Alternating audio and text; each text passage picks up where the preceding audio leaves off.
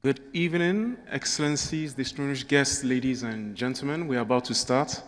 I think we are 17 minutes behind time. My name is Gilbert Dadzi from the Permanent Delegation of Ghana to UNESCO. I'm the moderator of the MC for this evening, and it is my honor and great pleasure to officially open this session as we are all gathered to celebrate the film screening entitled Ulysses from Ghana. I believe we may all know about Ulysses, the famous Greek mythological hero who became known through the pen of the Greek author Homer, but you may not be aware of Ulysses from Ghana. So this is an opportunity to discover this protagonist. Tonight will be an opportunity to appreciate both a beautiful story as well as a conversation about the history of slavery and its modern expressions. And hence, allow me to say that you are all cordially invited to take part in this conversation, to reflect upon and contribute to the advancement of peace, mutual understanding, and international cooperation. Now, without further ado, I will invite our first speaker for our evening, who is responsible for UNESCO's overall engagement in intercultural dialogue, memorial issues, and the building of a just, inclusive, and peaceful society, Ms. Gabriela Ramos, Assistant Director-General for Social and Human Sciences, that I will invite with a round of applause, please.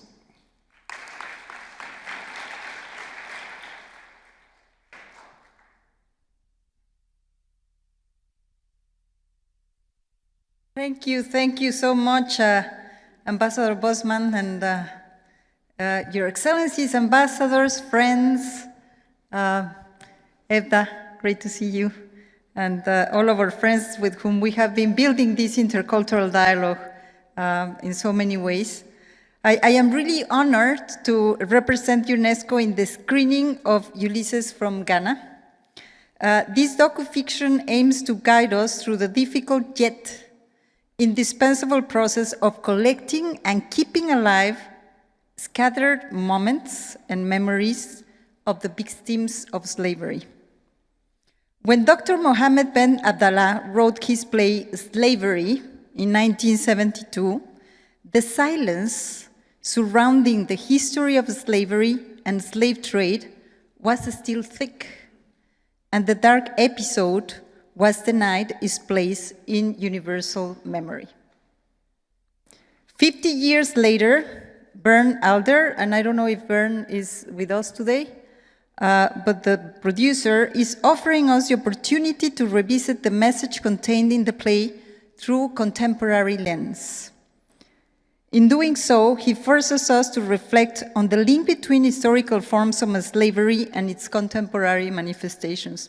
And I really want to thank you, Ambassador, because this, we did not prepare it together, but the reality is that member states, including Ghana, had given us this mandate to upgrade, to really strengthen the slavery program, not to forget, and to really be able to recount on all these memories and give it a forceful show in terms of not repeating the past. The director shows us that the art plays also a critical role in humanizing the millions of enslaved women, men, and children, as well as recognizing their incredible resilience and fights for liberation that continues to inspire us. And at UNESCO, we know that perpetuating the memories of the victims of the transatlantic slave trade, such as the thousands and thousands of enslaved men and women sent from the Elmina to across the ocean to the Americas each year in the 18th century, goes hand in hand with our commitment to fight racism, discrimination, and all forms of intolerance. And this is what the program of the slave route has proven. Yes, we need to remember the past, but we also need to see the connection with our efforts to finish with the legacies of that past that should just be eradicated from any place in the world.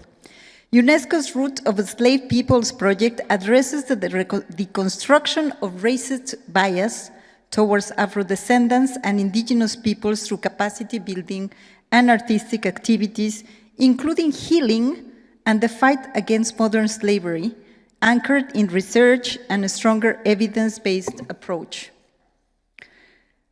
A study of the cost of racism is currently being carried out to assist policymakers and other stakeholders to address impediments that deny certain groups a fair access to education. And today, I think, is the Transforming Education Summit in the UN in New York, housing, employment, and more importantly, access to justice. And this is really important. We are also promoting the visibility of the valorization of memory sites for the benefit of local communities. And here we make a call of all these very important places that we can connect and give more visibility and promote and really put it for the place of memories.